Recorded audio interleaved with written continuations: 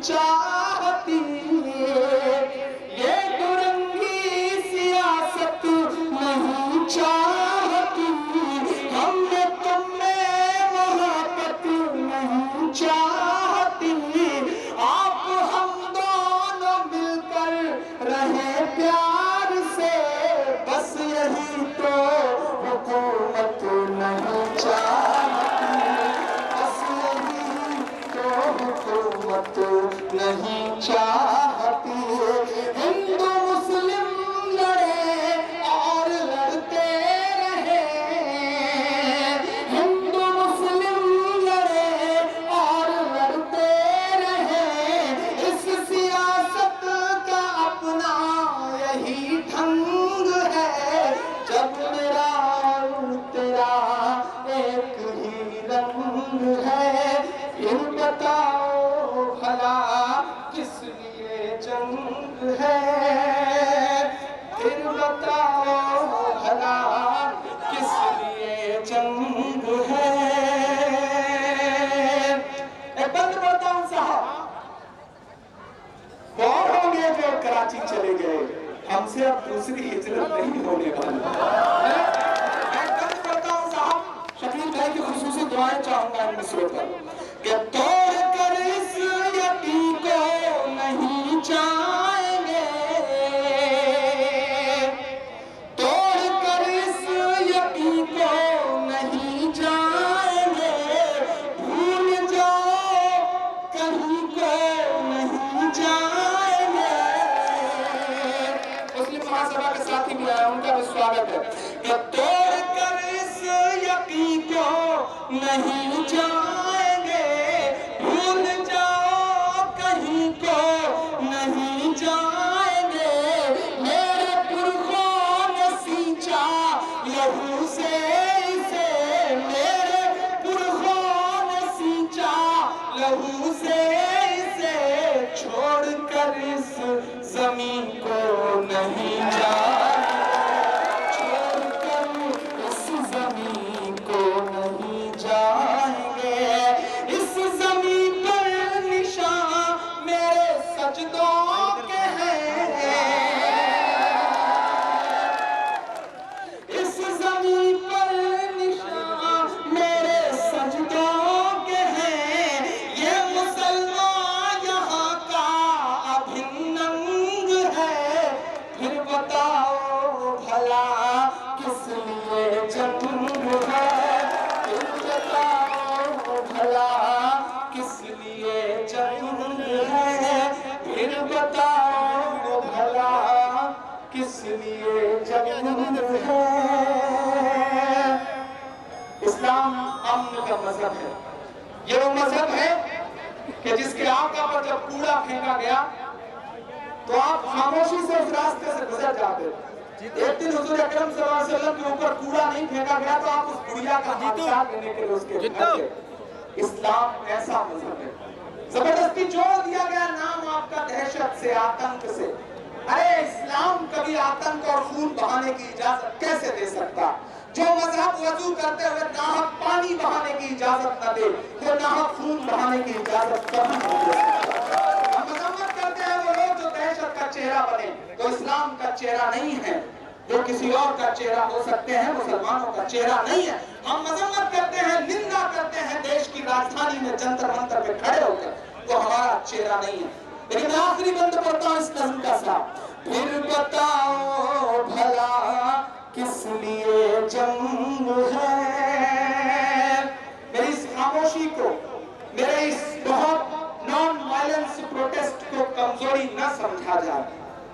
ये हमारी एक कोशिश है मोहब्बतों की शम्मा जलाने की, वरना हैसियत आपकी तौल सकता भी है।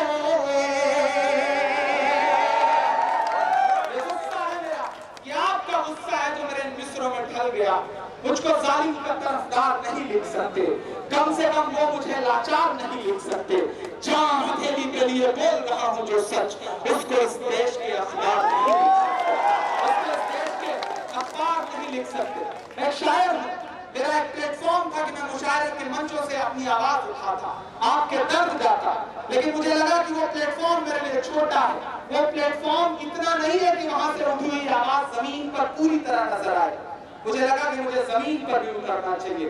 आज मैं आपके साथ जमीन पर खड़ा हूं और मैं ये वादा कर रहा हूं कि जहां जहां भी जरूरत पड़ेगी, बदन में जो भी लहू है तेरी अमानत है, जहां जहां हो जरूरत वसूल कर लेना। ये वादा करता हूं आपसे, पूरे देश के सामने ये वादा करता हूं। ये महज माइक पर कही गई कोई भाषणबाजी नहीं है। इस प्रोग्राम में तमाम नौजवान साथियों को बुलाने का मेरा मकसद भी यही था कि देश ये जाने, अवाम ये जाने, हुक्मरान ये जाने कि नई पीढ़ी जाग रही है, वो खून खराबा नहीं चाहती, वो मोहब्बत से रहना चाहती है, वो आपके सियासी एजेंडे में नहीं फंसना चाहती।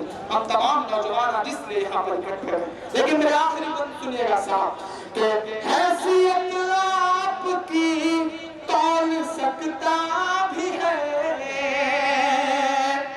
हैसियत आपकी तौल सकता भी है, आपका तख्त ये तोल सकता भी है। अब ये दो मिसरों में अपने गुस्से को इन मिसरों में ढाल कर पहुंचाइएगा यहाँ से 3-4 किलोमीटर दूर बैठे हुए हमारे साहेब तक। मैं कहता हूँ मिसरे साहब कि हैसियत आपकी तौल सकता भी है, आपका तख्त ये तोल सकता भी है, जो लहू आज है गम में डूबा हुआ, जो लहू आज है गम में डूबा हुआ, ये लहू एक दिन खौल सकता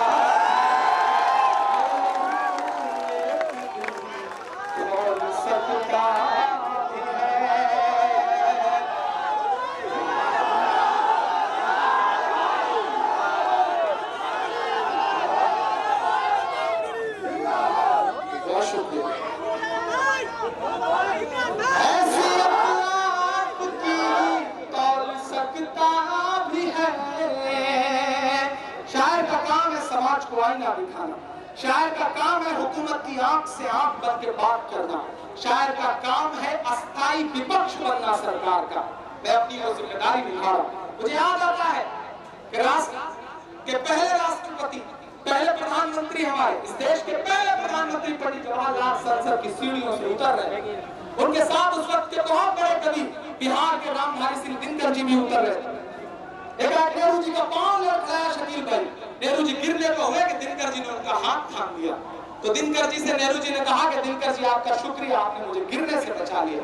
तो दिनकर के जवाब को हम तमाम कलमकारों का जवाब समझा जाए। दिनकर जी ने कहा कि इस देश की सियासत के कदम जब जब लड़खड़ाएंगे, साहित्य और अदब हमेशा उसे सहारा देगा। ये मेरा काम है और ये बड़े लोगों को भी समझना पड़ेगा। अशोक साहिल ने कभी एक शेर कहा कि गमों की धूप में भी मुस्कुरा के चलना पड़ता है, गमों की धूप में भी मुस्कुरा के चलना पड़ता है। ये दुनिया है, यहाँ चेहरा सजा के चलना पड़ता है।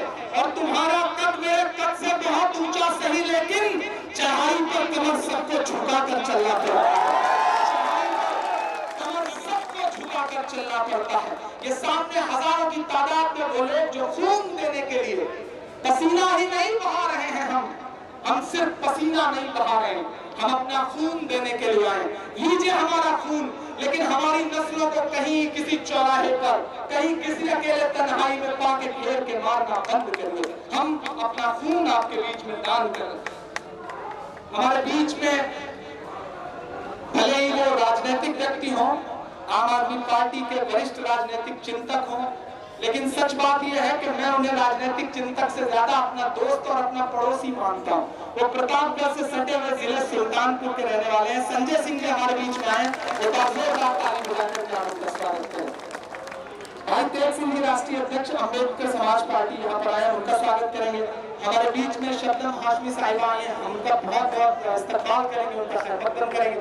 प्रीता हरित जी आई हैं, जय भगवान यादव जी हमारे बीच में आए, हम उनका भी बहुत बहुत स्वागत करेंगे। मैं आखिरी मिसरे पढ़ता हूँ साहब के आमने सामने रूबरू चीख कर, संजय भाई, आमने सामने रूबरू चीख वजू चीख कर गाय के नाम पर जो बहाया गया, पूछता है हमारा लहू चीख कर, जब मेरा और तेरा एक ही रंग है, फिर बताओ भला किस लिए जंग है, फिर बताओ भला कि हैसियत आपकी तौल सकता भी है, आपका ताक़त ये तोल सकता भी है, जो लहू आज है गम में डूबा हुआ, ये लहू एक दिन खोल सकता भी है। लेकिन हमको चलना है गांधी के आदर्श पर, हमको चलना है गांधी के आदर्श पर।